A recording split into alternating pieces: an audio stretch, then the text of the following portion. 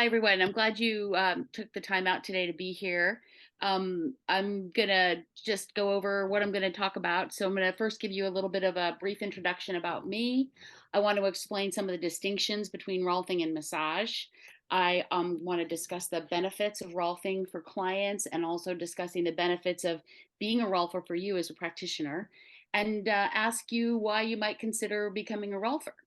So briefly, I went to massage school in 1988. I was practicing for 12 or 13 years when I attended the Rolf Institute, and I've been a Rolfer for 22 years, an advanced Rolfer since 2017. So in 30 years of body work, I have taken a million CEUs from all kinds of different places and different instructors. Back in the day, I took NMT classes, neuromuscular therapy from Paul St. John and Judith Walker, who was Judith Walker. I think she's now Judith Walker Delaney. I've taken myofascial release classes with John Barnes. I've taken craniosacral therapy at Upledger. I've done visceral manipulation through the Baral Institute, and so many more things. And I'm aware that there are hundreds of styles of massage, and this is not a criticism of any of those. They are all wonderful and they all have their place. But personally, I was drawn to, I would say, deep tissue and injury recovery kind of work as a massage therapist. Even from the very beginning, even before I had my license in school, I was like that. And while waiting to get my license, I just was working on people who had unusual situations. Maybe it was genetic, maybe it was injury. And I just really appreciated the deep tissue work. And I appreciated the solving puzzles aspect of complicated cases. And I worked almost exclusively with those people who, in the medical world, we call zebras. Maybe you've heard that term. Those are the ones the doctors ignore because they don't fit the profile of their normal. It's outside of the box, so they just kind of like are left on their own devices. I worked very closely with medical doctors and osteopaths and PTs and dentists and chiropractors and acupuncturists and massage therapists and personal trainers and yoga instructors, cross referring for years and years and years. And I loved everything I did about massage. I thought it was amazing. I loved the freedom of having my own practice and being able to work on my own. And I loved being able to help so many people in ways that they had not been able to be helped before with other things. However, I got to a point where I started to feel like I was questioning whether I was doing everything I could do for everybody. I had people that were coming back for the same problems more than once, sometimes weekly or monthly. And I didn't understand why, if what I was doing, like if they were having headaches, how come what I did didn't hold? If they were having neck pain, how come it didn't hold? If it was a low back pain, how come it didn't hold? And so I realized that I needed more education. And this is again on top of taking all of those other continuing ed classes. And I needed to up my game and take my education to the next level. I wanted more skills. I actually looked at physical therapy, came very close to going to PT school. I looked at acupuncture. I came not quite as close to going to acupuncture school. Um, but as it turned out, that leveling up ended up being Rolfing. And Juan David is going to talk more about the program of Rolfing and what that means and the education that you get there. So I'm just going to be very, very, very brief about it and say that that I want to go into now what distinguishes Rolfing from massage, because there's a lot of misconception. I had a teacher in massage school who gave me like the worst definition of Rolfing ever. It did not deter me, but it was way wrong. And any Rolfer can tell you that whenever we meet somebody and they're like, "Oh, I've heard of Rolfing," whatever they say is like 40% of the time partly accurate. So I want to really kind of clarify a little bit about the differences between Rolfing and massage. So here's a quote from Ida Rolf that I love. This is the gospel of Rolfing. When the body gets working appropriately, the force of gravity can flow through, then spontaneously the body heals itself. And that idea of gravity being part of the equation of our body was something that I did not learn in massage school, even though everything we do is in gravity. And it never occurred to me that the body could actually heal itself. So there are four distinctions that I want to cover about the differences between Rolfing and massage. And the first one is the goal. So Rolfing is not massage. It is structural integration. So I've rearranged a little bit of a quote from Ida Rolf here where she described what she did. And it is to organize and integrate the human body structure in gravity so that the whole person can function in the most optimal and economical way. And as a side effect of having the body function optimally and economically, pain goes away, range of motion increases, energy increases. Those are just side effects. So, the thing about Rolfing being structural integration is that everything we do is informed by how do we take the work we're doing with this client in this moment and integrate their entire structure. We're not working pieces, parts, we're working on the entire structure. So because of that, Rolfing is holistic, where massage, we can put that in a category of a holistic type of treatment. I would say that Rolfing is more holistic because we are not functioning just with muscles. We're not working on people's muscles. We're working on the entire structure in movement and gravity. And you're going to hear me say that a lot. We're going to be another one of the differences with the goals is we are reestablishing balance and a balanced relationship between segments of the body, something we never did in massage school. We would work on something that hurt, we would work on something that had been injured, but we never looked at how to reestablish balance between segments of the body.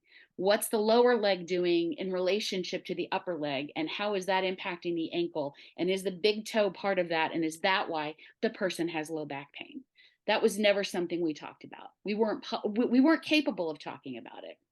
So those are a couple of goals. So massage goals from when I was in practice, we focused on local pain reduction, maybe local range of motion increases. We worked on relaxation, circulation. There was an emotional component. All of those are also part of Rolfing. You don't lose those when you do Rolfing. You get better at them. So a second difference between Rolfing and massage is our assessment process. So with massage, the assessment process tends to be the person reports what's going on with their body, and then we dive into whatever that is. There are sometimes other assessments. I remember when I studied with John Barnes, there were other assessments. When I did visceral manipulation, there were other assessments. They vary greatly. They're very specific and focused on one thing. And I would say that when we're doing Rolfing, our assessment is the entire body. Again, it's more holistic. And we look at the body every session in movement and gravity to assess what's working and what needs a little bit more organization. So it could be the left side is more organized than the right. It could be that the top is more organized. It could be anything, the bottom, the top, the left, the right, the inside, the outside. So we look at a lot more things when we're assessing the body. We look at core and sleeve. I'm not going to go into that, but it's a thing. And everything that I thought I knew and that I loved about massage, when I did Rolfing, I got to go deeper into all of it. And that's part of it. So our assessment process, having people walk and assessing their body, having them bend or stretch or move. I have a golf club in my office, so my golfers can swing and I can assess their body when I'm working on them to help them be better golfers because they won't quit, even though I wish they would. Another one of the distinctions is going to be our treatment method. So a lot of I would say probably the biggest popular misconception about Rolfing is that it is a deep type of massage. It is not. It is a method of treatment. It includes the assessment. It is not just deep tissue work. There are Rolfers who work deeper than other Rolfers. Juan David and I are on the deeper end of things, but there are Rolfers that work lighter than we do, and they're still Rolfers because it's not about the touch, it's about the entire holistic method of approach. So we work with muscles and tendons and ligaments and fascia and nerves and arteries and veins and organs and bones and everything. We work with the emotional component. We work with everything because it's holistic. We're aligning body segments, working out the relationships to each other. We're removing impediments to function, which is what Ida Rolf talked about, allowing gravity to move and making ease of movement more natural. As a result, posture changes. As a result, pain improves. As a result, range of motion improves, even if we're not focusing on pain in that location. In fact, frequently, pain reduction comes from somewhere else. Also, our treatment is different. I found with massage, I was working on clients. With Rolfing, I'm working with clients. So it is a collaboration between them and their practitioner and any other practitioners that they're seeing. But it's absolutely a collaboration between the person on my table and me. It's not just me doing to them. Their feedback is important. I may have them get up several times as part of the assessment. Throughout the session, I might work on them sitting or standing or sitting on a bench or bending or movement. All of these things are very different. So the treatment itself is vastly different from massage. It gives us a lot more flexibility and freedom to treat people in ways that they haven't had body work before. Whereas with massage treatments, there's a huge variation.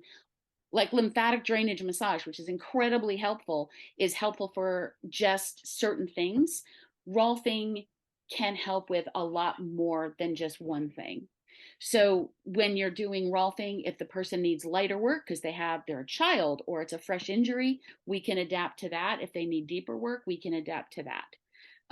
A lot of treatment with massage is highly localized. With Rolfing, it is not. It is the entire body.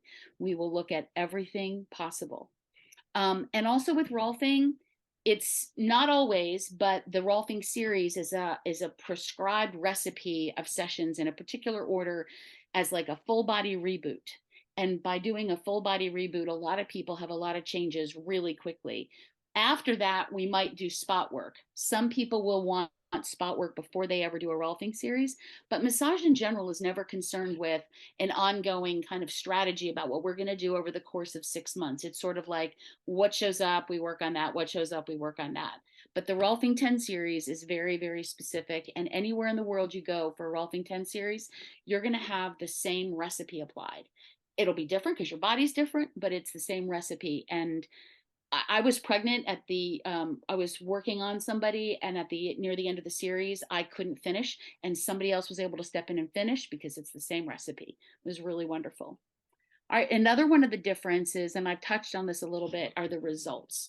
So results from massage tend to be more short term. Sometimes they're long term. I had great results. I'm telling you, I loved what I did and I had really good results, but they still were short term compared to the Rolfing results that I get.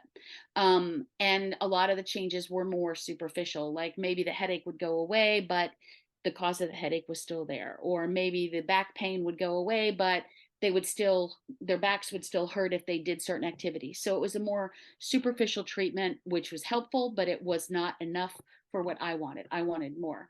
So with Rolfing, the results tend to be transformational over and over again. My clients tell me this all the time. People who come to me who've had Rolfing, even from other Rolfers, say they don't want to go back and do massage again because they get better results when they do Rolfing, even if it's occasional. So even for preventative maintenance, it's still better on their bodies than what they got with just massage.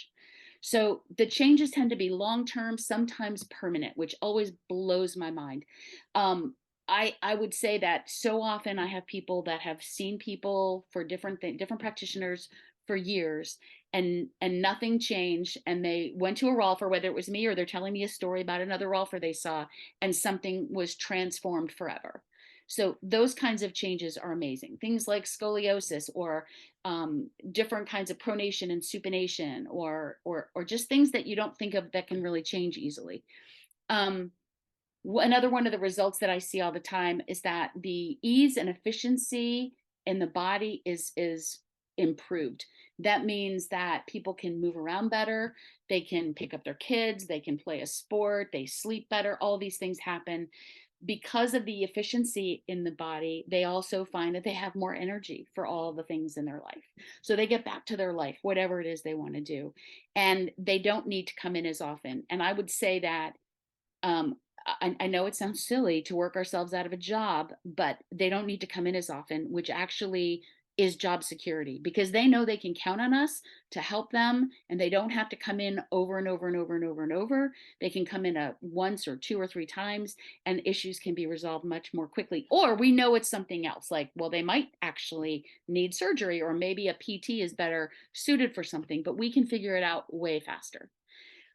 When the body gets to the place of that ease and movement that I was talking about, there's a natural self-correction that occurs. When our arms don't swing, our rib cage is short and tight, and all of the intercostals are tight, and our breath is compromised. And if we're not breathing, we don't get enough oxygen, and our sleep is different, and we don't think as well. When all of that starts to change, all of those other things go with it. The downstream effects help us. So just getting arm swing back and getting our rib cage to open and move makes us feel better. I've had people get up off the table when I worked on shoulders and rib cage, and they're like, wow, colors are different, because everything is connected to everything. And we're working with the fascial system, so we're connecting to everything.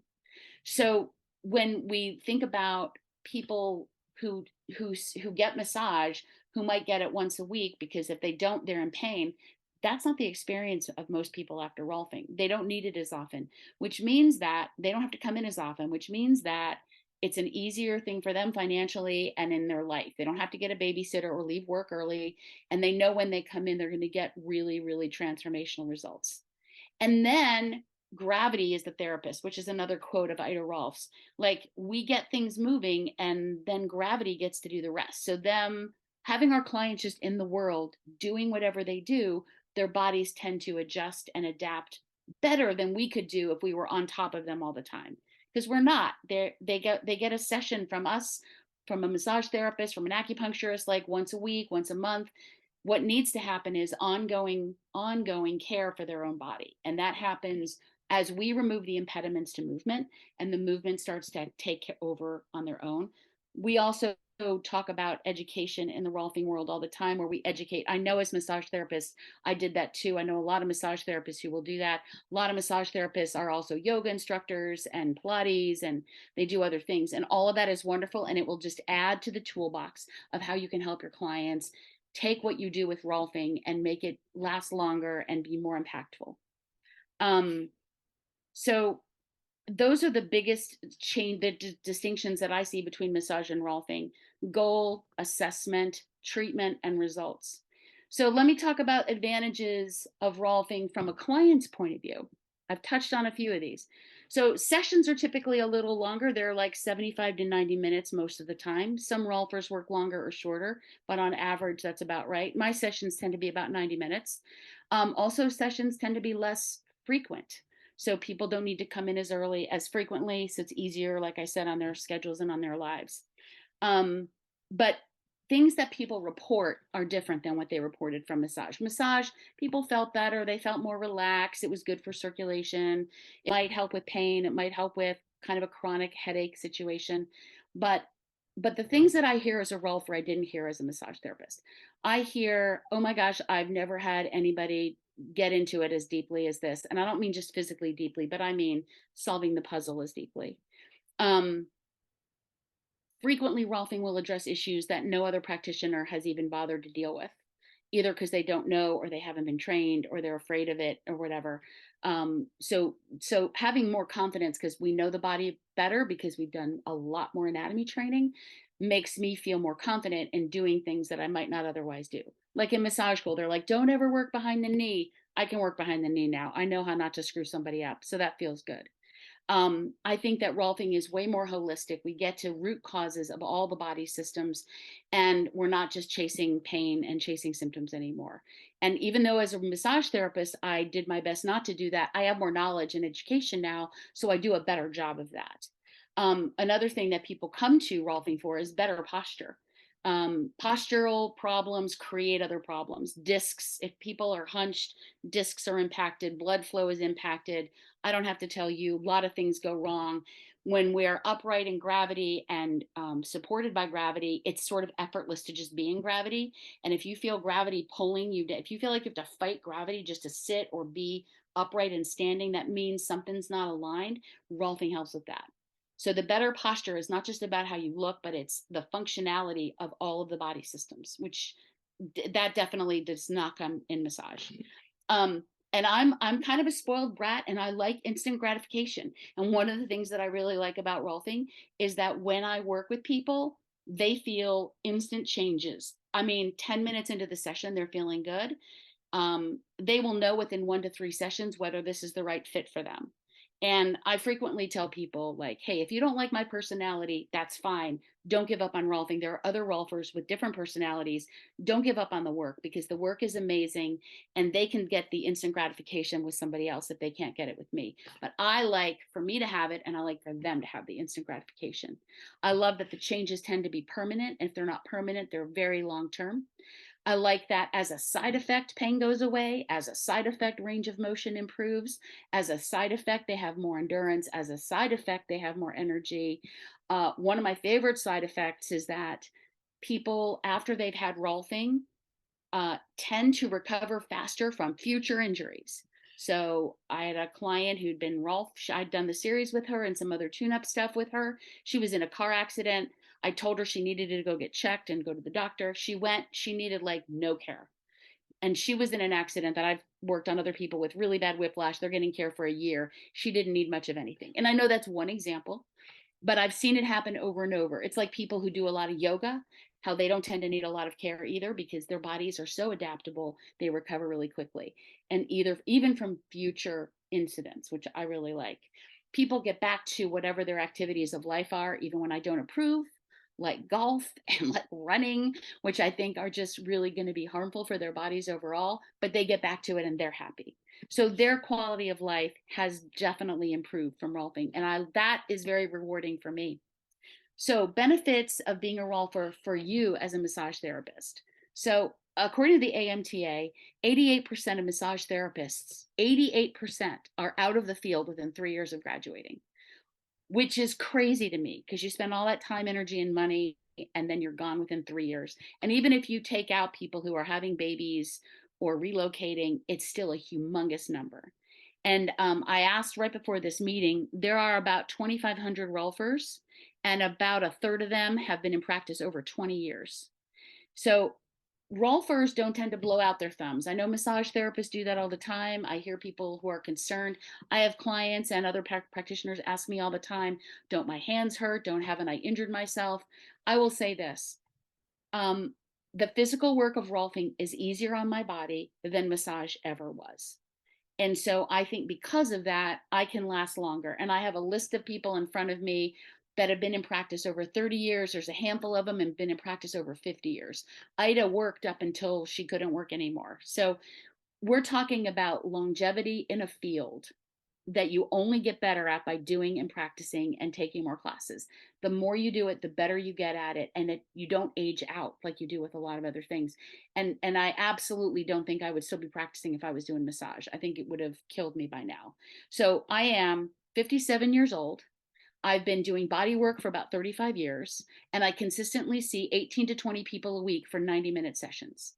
So that says a lot, I think. And it says a lot for what my body can do. I also get Rolfing, I get body work, but there's a financial benefit of being able to be in practice that long and having that kind of job security and being able to fill my schedule like that. And the financial stability is important, but that's not the next most important thing to me. So one of the other benefits that I see about this, aside from just being able to do the practice of body work for a long time, is that I'm actually a much better practitioner. And like I said before, I like instant gratification. Structural integration, Rolfing, has expanded my treatment toolbox. It consistently yields much more transformational results than I ever got with massage. I'm uniquely educated to work with people in movement and gravity in a way that improves their structure and their function. That is nothing that I got from massage school. I'm better equipped to handle root causes. I was always craving that, but now I do a better job of it.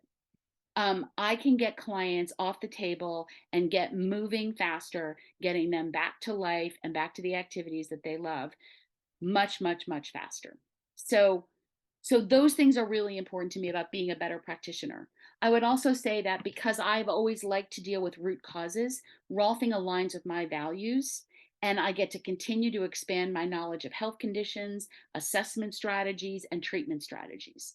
The CEUs that I can take as a Rolfer are way, way, way, way better than the CEUs I got to take as a massage therapist. Even though I loved some of them, especially the myofascial release work was great. But that was sort of, I think, preparing me for Rolfing. I think it was kind of whetting my appetite for what I got with Rolfing. It was just like the tip of the iceberg. Another advantage for you as a practitioner is the reputation of Rolfing. So people who have not studied Rolfing, whether they are doing structural integration or not, will say that what they're doing is like Rolfing. That's because there's value to that word. As a Rolfer, you get to use the Rolf logo, the little boy logo. You get to use the service mark Rolfer and Rolfing. You get listed on the Find a Rolfer link on the website. So people find us. People look for Rolfing, even if they don't know they're looking for the all the things we can do for them. They've heard of it and they look for it. So the reputation of Rolfing precedes you as a Rolfer, and people come to me who might have gone to a massage therapist, but they would rather go to a Rolfer. So there's less competition in general. So the financial stability piece is part of this reputation too, because people seek out Rolfing by name and by logo. And so there's less competition. When I lived in Florida, I was one of two Rolfers in a town, which was in Orlando. So it's a big enough city. There were only two of us. I lived in a little town in Virginia. I was the only Rolfer for like 100, 150 miles. I'm now in Portland, Oregon. I'm one of about 20 Rolfers. We all stay busy. It doesn't matter. We all stay busy. People look for us and they come back. Your clients that you already have as a massage therapist will love the work that you're doing. Also, client retention is important. And what I have found is that even though I work myself out of a job by people getting better faster and getting back to their lives and get moving in their world, what happens is when something happens, they come back because they know they're not going to have to see me forever. And they are also not so afraid to send somebody to me because they're not worried that that person they're sending is taking their spot on my schedule, because they know that person will get better and they'll be off my schedule again. Um, so I want to then talk about career options as a Rolfer versus being a massage therapist, because I think it's important to think about how it's different. So massage therapists can have a solo practice. You can work in a PT office or a chiropractor's office. You can still do that as a Rolfer. It doesn't take any of that away. But we now have Rolfers placed in hospitals locally in Portland. We have one of our advanced Rolfers is working in a pain clinic in a local hospital. Cleveland Clinic has, I think, Rolfers in their hospital too. There are ways to participate in clinical research. Stanford did a Rolfing study with CP. Harvard did one with low back pain. University of Sao Paulo did one on fibromyalgia. So it's really cool to be able to dip our toe in the water of research if you wanted to do more of that. As a Rolfer, you can specialize in different kinds of body work and just create a practice around that. So some people work with horses or other animals. There are people who work with kids. There are people who do post-surgical treatment or post-pregnancy treatment. There are people who work specifically with athletes or with musicians. There are many athletes, professional athletes, college athletes, and even you could probably imagine high school, football, basketball, and baseball. We know, and hockey. We have professional endorsements from some of those people. We also had repetitive use injuries. Juan David just told me about this story yesterday. In 1997, there was a company that saved over $1 million in the first year after bringing an advanced Rolfer into their factory and working on their employees so that they didn't need unnecessary carpal tunnel surgeries. So there are some really cool ways we can specialize. And of course, if you have an itch to teach, we always need teachers at the Rolf Institute. You have to be a member first, you have to be a Rolfer first, you have to do your advanced training, but we need teachers. So that's also important.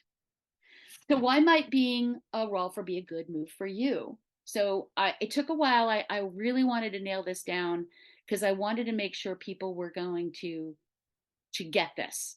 So if you're passionate about body work, if you want to up your game, if you have a quest for knowledge, if you like to do root cause treatment, if that aligns with your values, if you want to get better at complicated cases and recurring issues, if you want to extend your professional life as a body worker, if you want to desire if you have a desire to expand your career options, and if you want more financial stability within the field of body work, this is a really good move for you.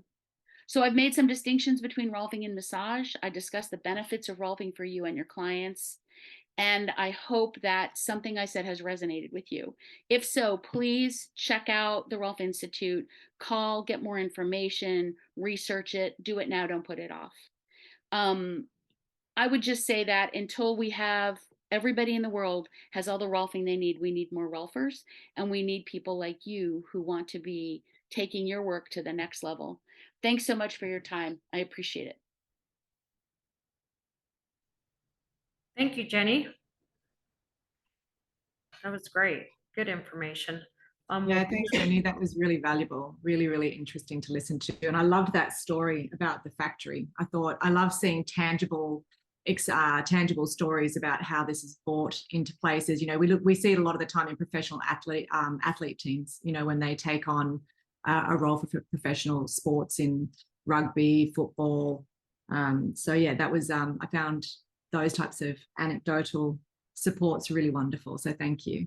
You're welcome. And we could provide links and information. I just don't want to take up all the time talking about it because I know we started late anyway.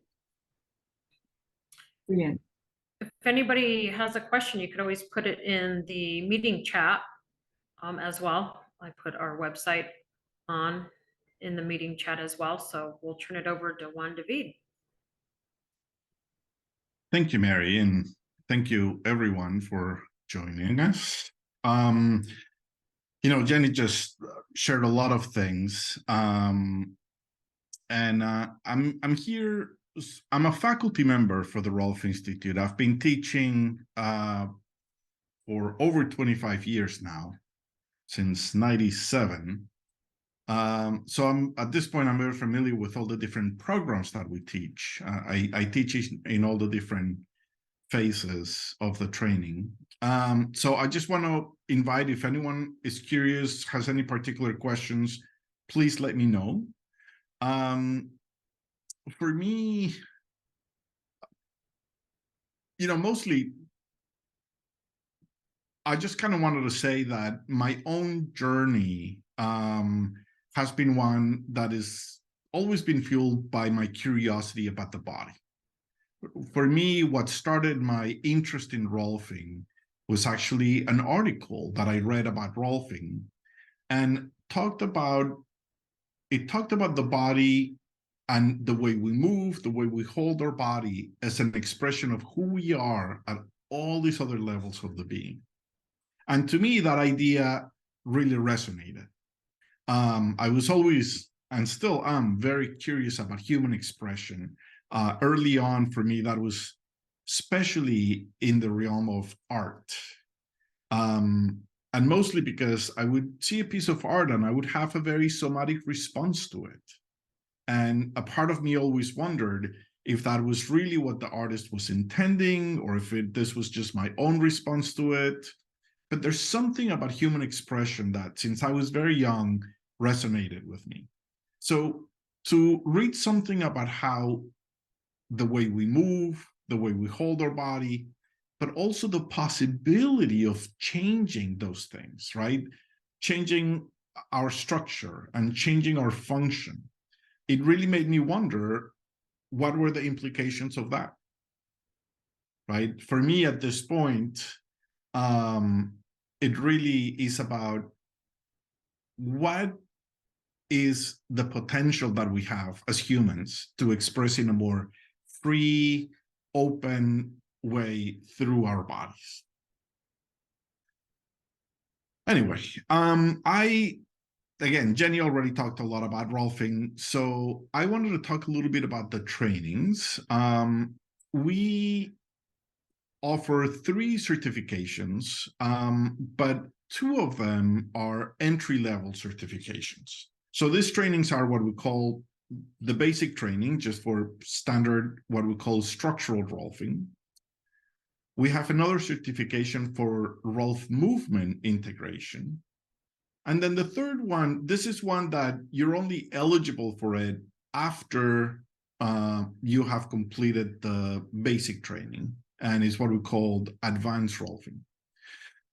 So I want to focus primarily on the entry-level trainings. Dr. Rolf, again, as Jenny mentioned, developed this 10-session series. And all that it is a strategy, is a very broad strategy that covers a wide range of body structures, right? It's a strategy that allows us to take someone through a series of changes in a very safe and consistent way to help their structures become more organized in gravity. And in this training, students go through 3 different phases. In the first phase, we cover the fundamentals: anatomy, physiology, kinesiology, and we do an introduction to Rolf movement. We obviously also talk about therapeutic relationships, and the basic manual skills, right? When you work in Rolfing, is different in that, for example, we don't use any kind of lotion, right? So the way we engage the tissues is very different. We're not doing long strokes as you would if you were using some kind of oil or lotion, for example. And there is a process of learning how to engage with the tissues at different levels in a way that is comfortable for the client. So anyway, these are the 5 subjects that we cover in the first phase. Again, anatomy, physiology, therapeutic relationships, Rolf movement, and touch skills. And this is a 7-week-long training, 5 days a week. We actually have 2 3-day weekends throughout this 7 weeks. And after this first phase, people move into what we call phase 2, or the embodiment phase. And in this class, the primary focus is the 10-session series. So we start with a week of movement exploration. And there is a concept that we use in Rolfing, and it's the concept of embodiment.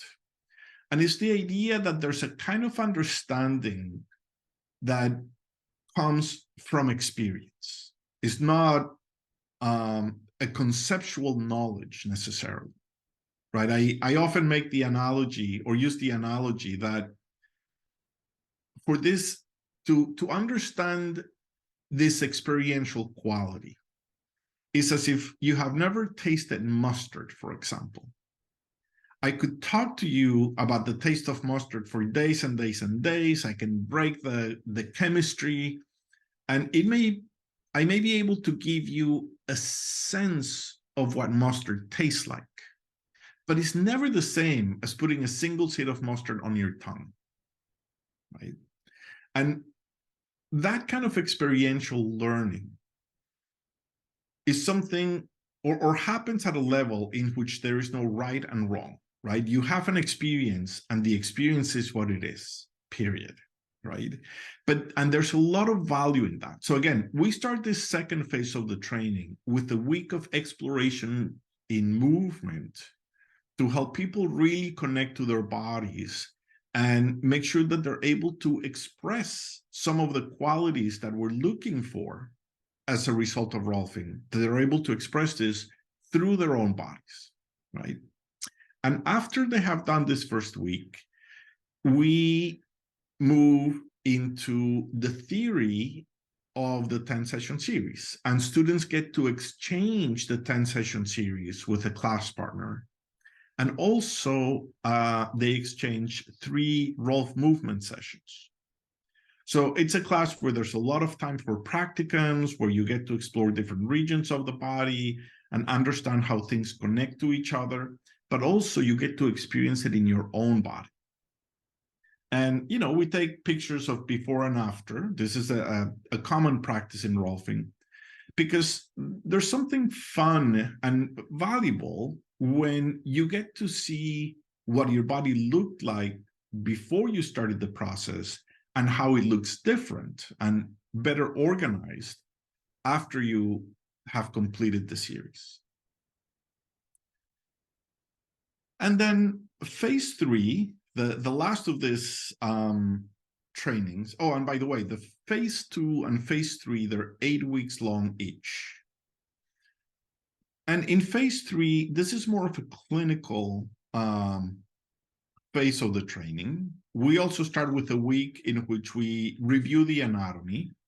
Obviously, it's the same anatomy that we study in phase 1 and 2, but in this phase 3, we do it more specifically in relationship to the first 7 sessions of Rolfing, right? So it's a way of helping people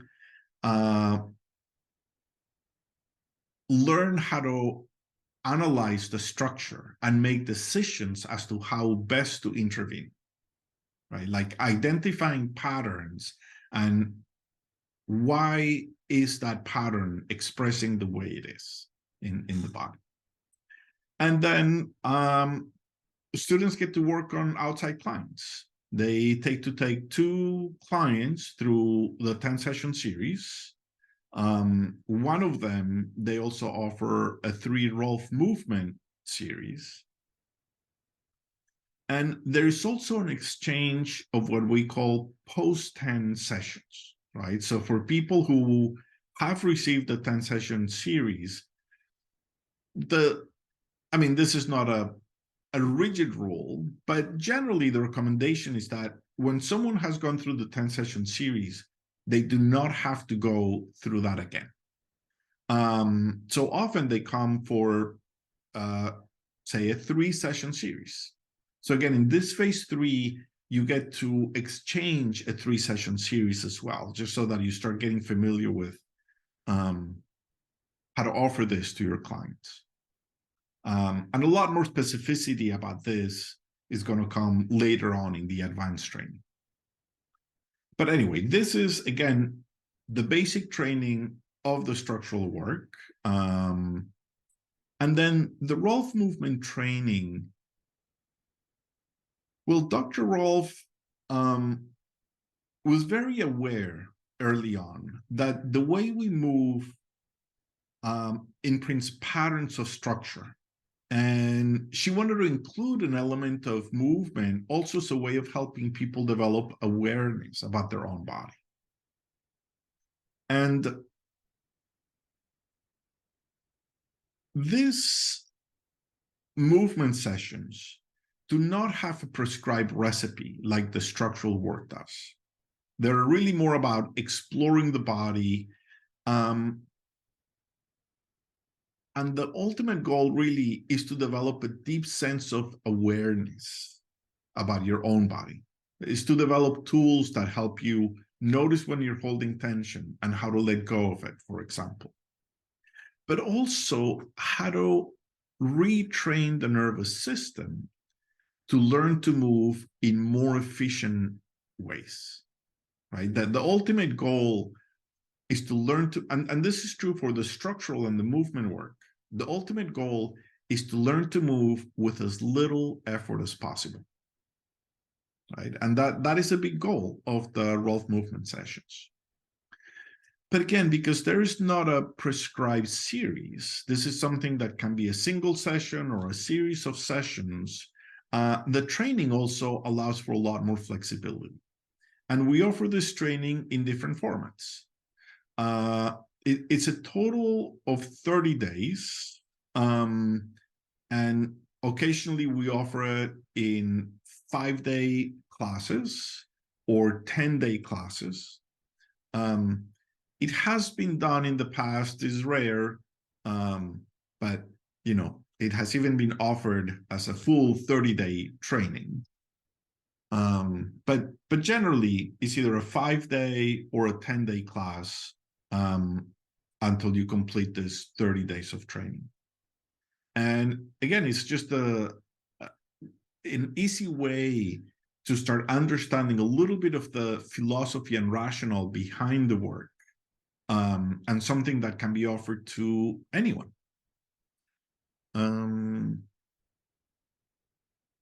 Anyway, for now, I think this covers what the trainings that we offer are. But before I go into a lot more stuff, I'm curious if there are any questions coming up. And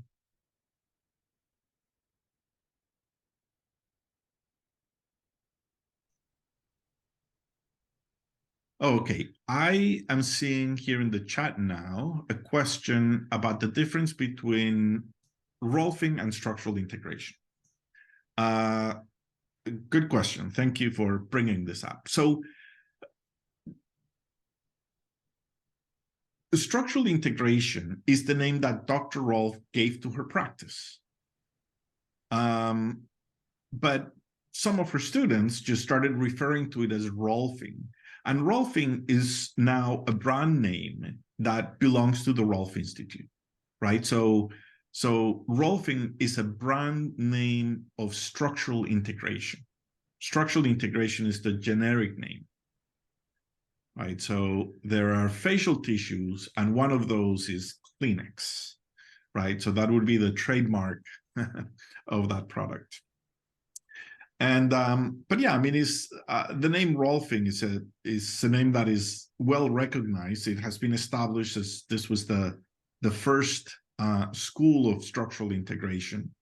But there are some of our students from the Rolf Institute who have gone on and started teaching through their own schools. Some of them are, like Tom Myers, who many in the massage community are familiar with him. He's someone who studied with us at the Rolf Institute. And other schools are offering just a generic form of structural integration. Well, and Tom Myers doesn't have a school. He offers continuing education, where the Rolf Institute is a school. So there's a difference there too.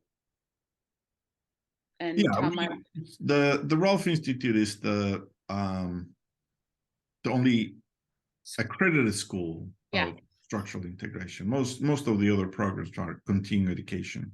Yeah. Oh, actually, I forgot one thing that I think is important to mention. And I mentioned that phase 1 is a 7-week long class, and that is true for people that have no background. But I realized that those of you here are already massage therapists. So you have already studied some anatomy and physiology, and are familiar with the basics of or a lot of the fundamentals of the work.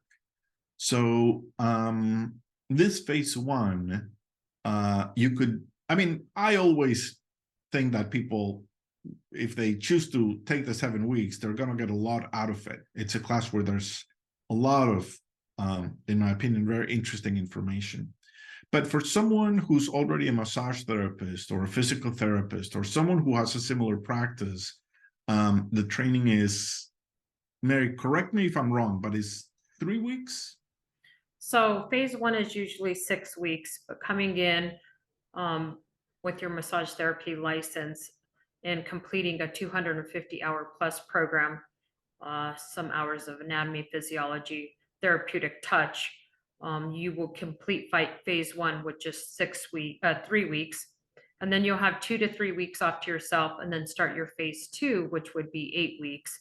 And then again, 2 to 3 weeks off in your last phase 3, would be 8 weeks. So it's saving almost $3,000. We do offer financial aid for those who qualify from the entire amount of the program.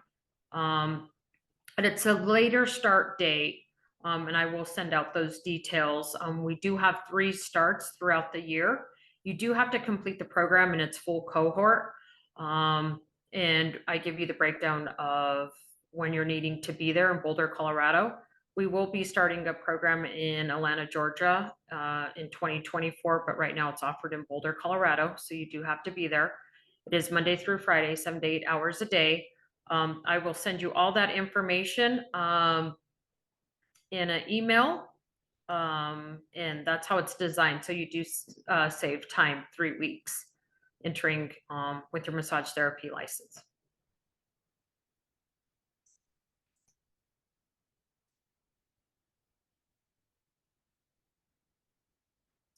Perfect. Yep. And then once you do get accepted into the program, we do give you a housing list, and that housing list has people in the community that house our students. You negotiate cost and space. So we do help you every step of the way entering the program and completing the program. Susan, you said Atlanta. Yes, Atlanta, Georgia will be offering that program over there in 2024. We don't have the schedule just yet up.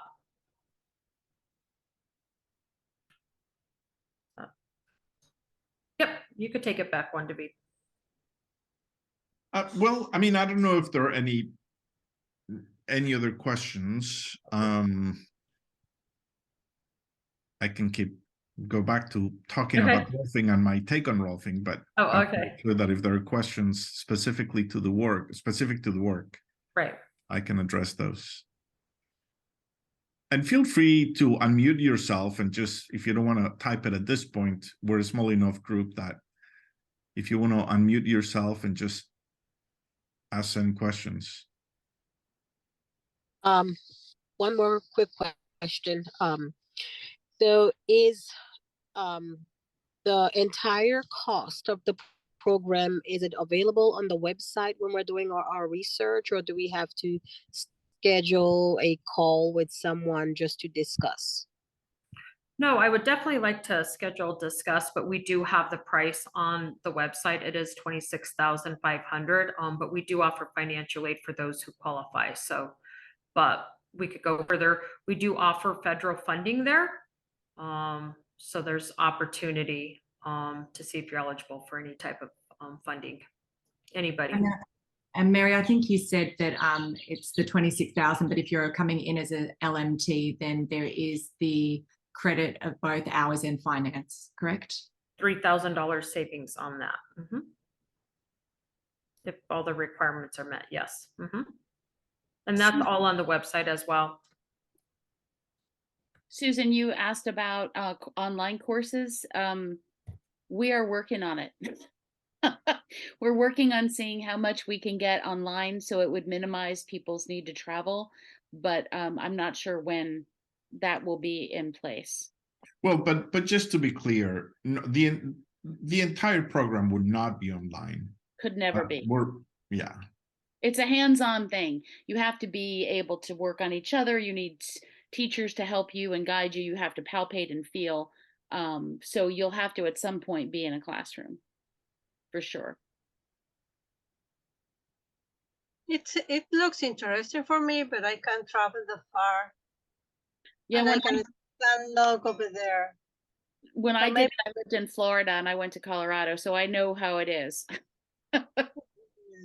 The Rolf movement offers quite an interesting entry point as well, Susan, and I know this from speaking to massage therapy organizations who have stated that that's a great opportunity because it's a shorter course. It could be done in, number one, they do offer a few of those courses regionally, but it offers the opportunity to travel in just a few different times and do the shorter Rolf movement, which in the end would add to credit hours when and if you did decide to go into the structural integration side, but it would allow you to still take the Rolf movement and 10 series application to movement into your massage practice. And I think that also definitely deepens the work. And Juan, you can talk a lot further to that than I can, but I do think that the Rolf movement for people who can't commit to going to Boulder is a phenomenal opportunity to take short module courses and be able to start to apply the methodology of Rolfing into your massage work from a movement perspective. Juan, I don't know if you want to touch on that. Yeah, no, and thank you for bringing that up, because it is true that the movement training is, because it's offered in shorter formats, it is often offered in other regions, including, somewhere in the East Coast, and sometimes local organizers set up these classes, so they are offered in other places.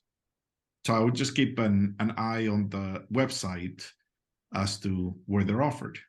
And again, if there's interest, I think that, and Mary, I'm going to allow myself to say that maybe just I don't know if you have a database of interest or something like this, because obviously if there's a group of people interested in this, there are faculty that would be happy to go to different regions to offer these trainings where there is interest. Absolutely. We do capture that information. And if there is a lot of interest, we will have a faculty member run a continuing education course, movement course out there. What's needed, depending on participants. So absolutely. Yeah, and we have three of our Great. movement faculty are in the East Coast, Boston, Maryland, and New Hampshire. And maybe I'm even forgetting someone else. Yeah, there's another movement faculty in North Carolina somewhere. So a few in the East Coast that occasionally offer trainings over there.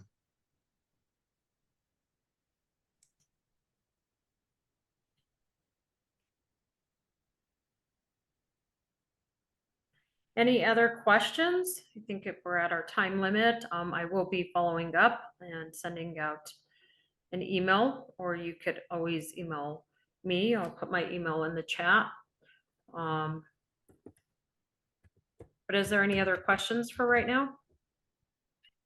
I wanted to say something else is that for massage therapists, so we do offer at the Rolf Institute continuing education classes, and some of them you don't have to be a Rolfer to take. So you can get some really cool continuing ed classes taught by Rolfers, and I think you'd find them valuable. I think you'd find them more challenging than the average CEU class you would take somewhere else. And, would give you a little insight into our world too. But that's another way that you might be able to take those. And those are offered not just in Boulder, they're offered other places. And some of them are online. Good point, Jenny. Yep. Some of them are offered online. Yeah, the movement classes. I took a movement class with Aileen and Rebecca that was all online during during the part of COVID. They had a movement class online. It was like, I want to say 10 weeks, like once a week, it was like a couple hours once a week for 10 weeks or something like that. And it was really fantastic. So continuing ed could be another way that you get in. And then if you became a Rolfer, you would have already taken some of the continuing ed that would be required to apply towards your advanced training. Okay, I will check it out for that option. Great. Thanks, Susan. Thank you. Thank you, everyone. And if you guys have any questions, I put my phone number and my email address in the chat window. I'm happy to continue the conversation. If you have a question that comes up and you want to ask me, just text or email anytime. All right. Thank you. You're welcome. Well, okay, we'll get ready to end. I appreciate everybody who attended. I will be doing a follow-up. Just sending out general information about the program and everybody's information so you could contact them if you had any further questions. Thank you. Thank you. Have a great night, everybody. Thank you.